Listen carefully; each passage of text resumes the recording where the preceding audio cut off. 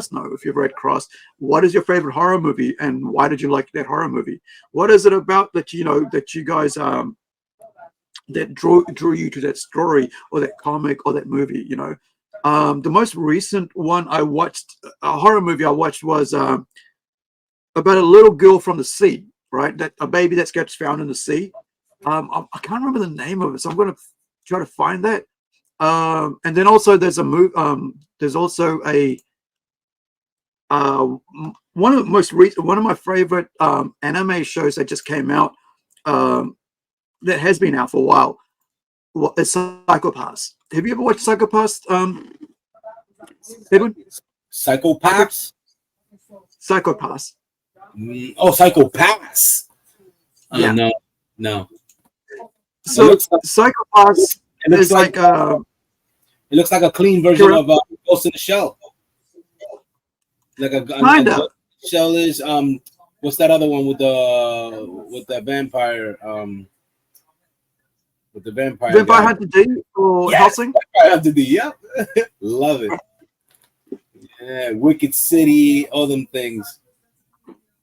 Oh, you Uruku Sokidoji, The Legend of the Overfiend. Yeah. This is a bit more. This is a sci-fi series, and it's about it's like a PKD, Philip K. Dick story, right? Like in the future, kind of like that idea behind Minority Report, where you're, where they take it's kind of like mind crime thing, right? So the idea is that in the future, people you can have like a psycho. There's a psychopath is like your criminal ability. Like if you kind of like if there's any bad in you that you become a criminal, they can stop you. They can use a weapon to stop you. They can, and so it's a really interesting series if you've never watched it before. So the most recent movie that came out based on it, because it's a whole lot of TV shows. It's like about three seasons of it, or even 4 seasons of it, and then Providence is the latest, and it's really interesting. So I think I'll go back to the first one so I can show you the original show, and we can look at the original Psychopaths series, and then we'll come back to Providence, because Providence, like 2-hour movie, man, animated movie, right?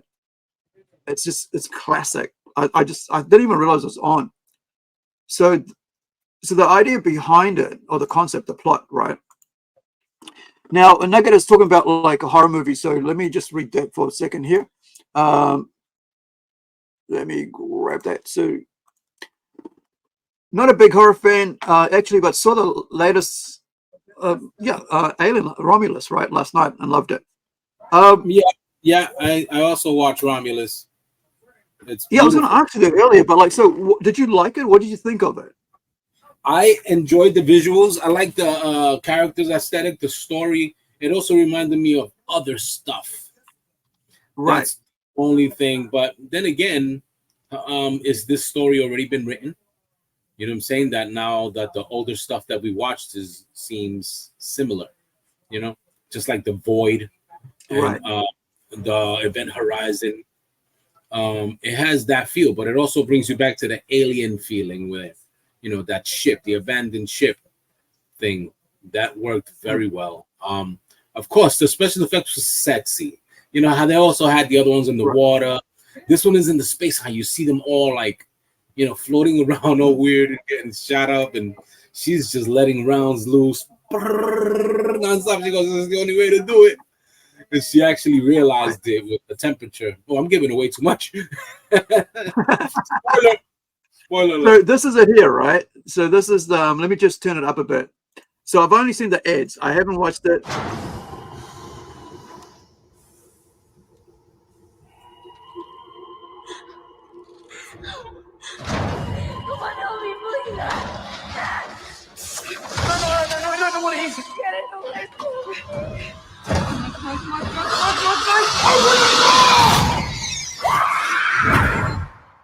Right. That's a good scream.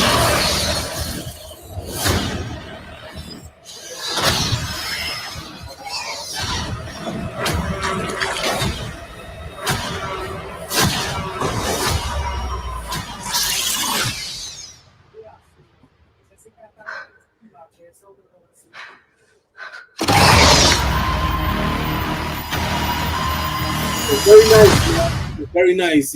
I'm gonna give it a second watch to get more of it because I did. Right. I was watching it during work, and I was watching in and out of it, and I was enjoying everything, regardless of the fact that if I missed anything, it was well done. Every time I looked at the film, something was happening. It's like you get half story and half action film. You know what I mean?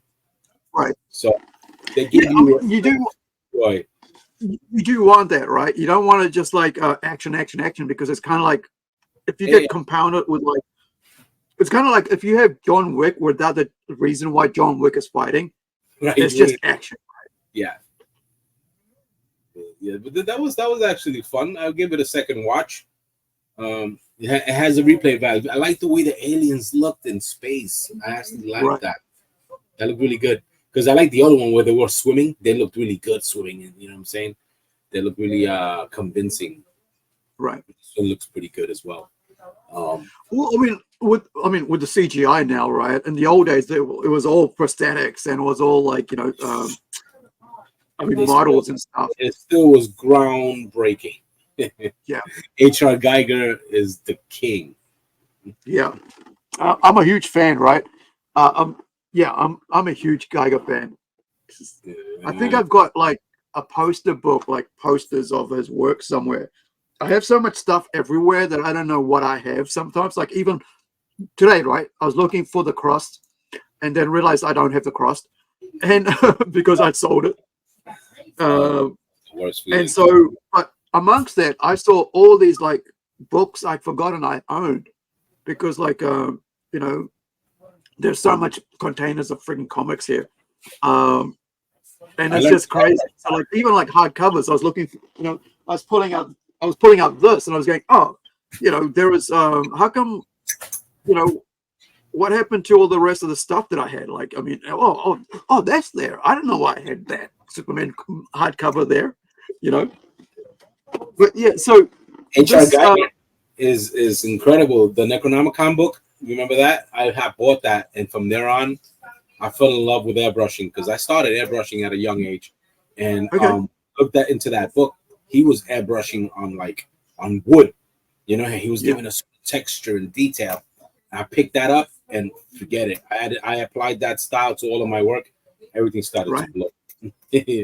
H.R. Geiger or Giger, how you pronounce it? It's Hans Ruud Giger. That's his real name, right? Because it was just H.R. Geiger. yeah. He recently passed, right? Was it? Yeah. Really? Yes. Swiss artist. Yeah. 10 years ago. 10 years ago. Right? 10 years ago. Yeah. So this is him here, the person we're talking about. So for those of you guys who are unaware, this is a guy whose artwork was basically inspired. Like check out this. Right. Yeah. Incredible. He was a gun. Gun and bullets. Look, these are the bullets. Right. Yeah. So look at that. This is a bar. Somebody got done. His museum is incredible. The museum he made in his home, it's ridiculous. Geiger inspired Ibanez guitarist. Yeah. Him too. Yeah, I was about to say that coin. Yeah. I wonder how much that cost him. Yeah, man. That's like that. John. Now. It's John now. Yeah, it's his thing. It's like, he collects a lot of oddities. He collects a lot of weird, crazy stuff, like for murderers and psychopaths. Yeah, this guy likes a lot of weird stuff like that. He has his own little collection of weird oddities and actual things, that are not just replicas. Well, I mean, you get to a stage where, like, I mean, it's like, who is it? Kirk Hammett from Metallica, right? He collects a lot of comic book related stuff. He's into comics, and he's a lot of stuff related to that. There's other, and that's the thing, right? You want to get to a stage where you have a lot of money to buy the things you love, right? That's the whole point of, of becoming an, artist, so you can buy other people's artwork usually and stuff. But Hans Rudy, creator.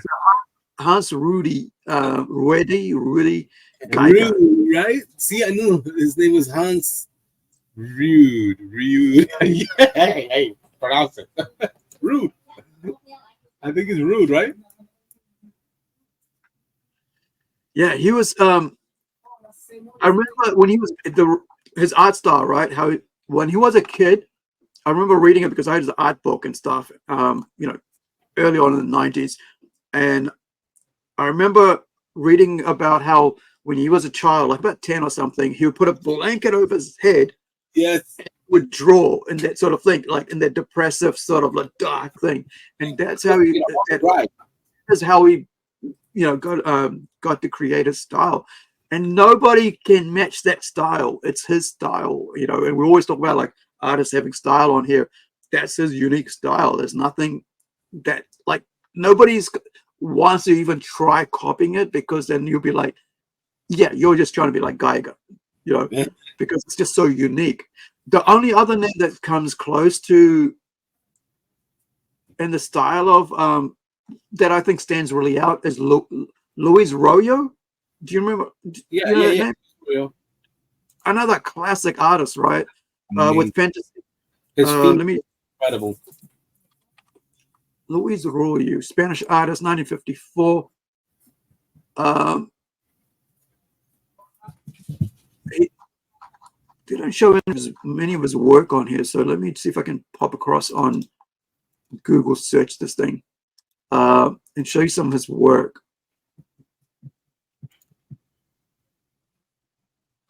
Didn't he do some Witchblade?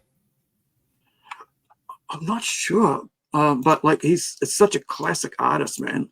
Like when you look at his work on like Boris, or like Boris and stuff like that, it's just out there.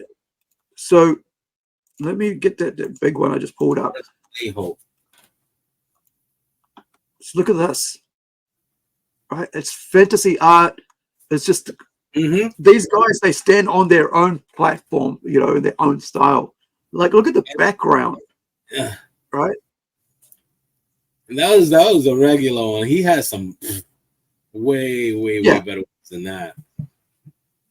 Look at that. That just look at like.